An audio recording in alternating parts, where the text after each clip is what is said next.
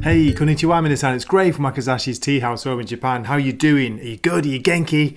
I'm great, thanks. I've got a bit of a surprise today because I wasn't expecting much from this, but I enjoyed it so much I wanted to do a review and share it with you. This is issue 1 of a 6-issue mini-series, The Riddler, Year 1. Now, what makes this interesting, apart from the fantastic, I nearly swore then, the fantastic artwork, it's gorgeous, by Stevan Subic. Really, really good.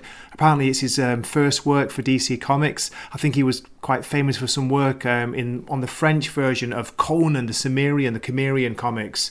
But you got to see the art in this. This is not him on the cover. This is Bill Sienkiewicz on the cover. So what makes this a little bit even more interesting than usual is it's written by Paul Dano, who played the character in the Batman, or the Matt Reeves Batman movie. The one, the Pattinson or the Pattin Man. Patman, that's the one, isn't it? Patman.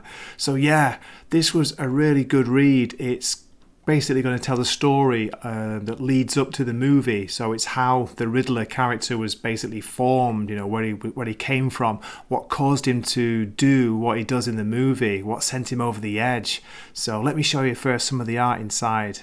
It's like a great cover by Sienkiewicz, but check out this. This is some of Subic's art. Beautiful use. I think he does the whole thing. Yeah, he does colours as well. So beautiful, kind of a bit of an indie style to it, but very, I would say, artistic, very almost impressionistic. Beautiful. Look at the Gotham City there in the background. It just looks stunning. You get a lot of scenes like this in the movie. The character of Edward Nashton, not Edward Nigma like the old Batman comics, Edward Nashton looks like Paul Dano. He's been drawn to look like him, so that was a pretty interesting take as well. Let me show you another bit. Look at this. This is a scene. You don't get much Batman in this because it's focused on the Riddler, but here's a scene of, Pattinson's Batman. You can tell by the costume. Taking out some gang members here who are harassing a woman. It's a great scene where Batman basically tells him what he's going to do. I'm going to knock you out in 5 seconds. And he does.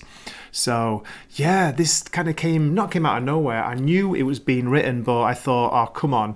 An actor writing a comic book, it's probably going to be terrible. Well, totally surprised. Yeah, I know it's only the first issue, and I'm very optimistic usually, but I really like what I've seen so far, especially the art. The art has just blown me away. I think it's gorgeous, and I recommend you picking up a physical copy if you can get one, just for the art alone.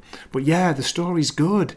There's not too much dialogue. That's the tendency to overwrite, put too much exposition in for people who aren't used to writing comics. That doesn't really appear in this issue. It's good. There are some pages where it's just art, he lets the artist tell the story. Now, from what I've been reading in interviews, they've been working together very closely, mainly through, things like Zoom. But apparently, you can believe the reports, Paul Dano's been working with the artist Subic since March on this. So you're talking like over half a year. And as I say, only 6 issues, but I can't wait to read the next one. This looks really good. It's a nice, exciting. Maybe we've kind of heard this story before. You could say that, the poor guy who's getting not picked on, but kind of not abused. What's the right word? Taken advantage of at work. The smart guy, but the quiet guy, the guy who hasn't got social skills. People, beating down on him a little bit, and the city he lives in kind of driving him a little bit crazy. He's lonely. He can connect only through social media. Yeah, you could say you've seen that before, but I really liked it. I like the story, and I'm intrigued to see where we go from here. Yeah, so this is a big recommend. Okay, go out and get a copy if you can. It's pricier than usual. It's $4.99, but you get I think almost double the normal page count for regular DC Comics. It's part of DC's Black Label line, which is basically what Vertigo used to be. It's the more mature line, so the language is there, and yeah, the art, I tell you. I keep saying it, I know, but the art is stunning. So what I'll do as usual, I'll give you my kind of little story summary. I'm not going to do the whole story, just talk about some of it because I don't want to spoil anything and show off some of this gorgeous art. Okay, please keep watching. Here we go. At the beginning of the issue, we learn that Edward Nashton has been working at this accountancy firm for 5 years. But Zach, his case leader, he's only been there 5 months, but now Edward's got to report to him. Why? Maybe he's got a fancy degree. Zach calls him Rain Man. Rain Man? Prick. Edward listens to a self-help podcast by René Rouge.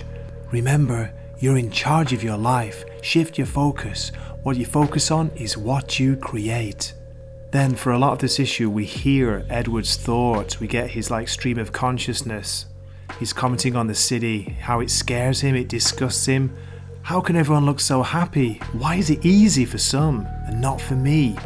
There's a great image there of the Wayne Tower reflecting in his glasses.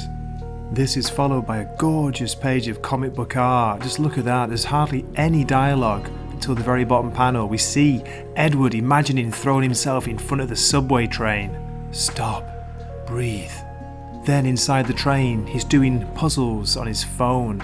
He solves one, turns around and smiles at the woman sitting next to him. She gets up, moves to the other side of the train. You repulsive fool, he thinks. On the train, we see a man from Edward's viewpoint. He seems to fracture and collapse, turn into some kind of monster, some creature. How do they go on in a city that tells them day after day that they're fractured and broken? Again, look at the art here. I love the colouring as well. Switch scenes to Edward's apartment. He's on the net, talking about puzzles being his only friends, the only thing that calms his mind. Obviously, he's really good with numbers, with puzzles, with logic. He checks Nigma.org for the news. There's talk of a vigilante bat, some guy wearing a bat suit kicking up a gang. It's trending all over social media. And then we get Edward's thoughts again, where he's saying, finally, someone standing up to this city. Someone saying they're not going to take it anymore. Someone tired of being afraid. Then look at this image here with the bats over the harbour and Gotham in the background. It's just gorgeous. Edward can't sleep. He says he can't stop thinking. His head's hurting. He's worried he's got a tumour. We get these quite disturbing images. Is it a nightmare? On his desk we see a newspaper clipping, a picture of Thomas Wayne. He's scrawled a balloon saying, "You matter," on the picture.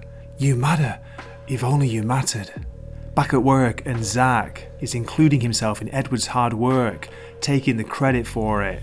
He passes him a new file. It's something they want him to look into.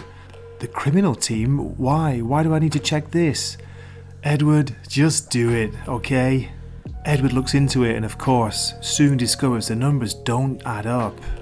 We see the name Waterfront Industries printed at the bottom of the sheet. Then we see Edward on his way home. He's going to the subway station, thinking about hope. Could there be hope in this city?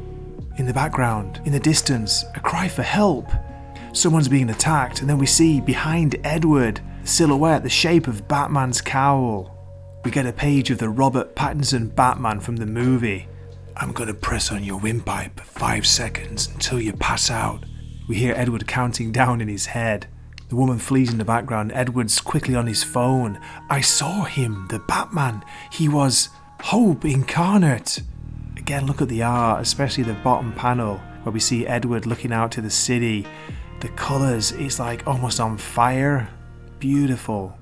Then let me skip ahead to show one more page because I think this is a reference to the trailer and the movie where you see that diner, that beautifully lit diner which had kind of feelings of Blade Runner from it. Can you see there? Edward's following somebody to the diner. Okay, I'm going to end the story summary here.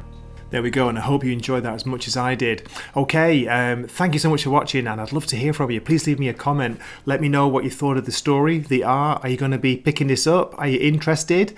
I'd love to hear from you, and I hope to see you in a future video. This is Gray from Wakazashi's Tea House, signing off for the night here.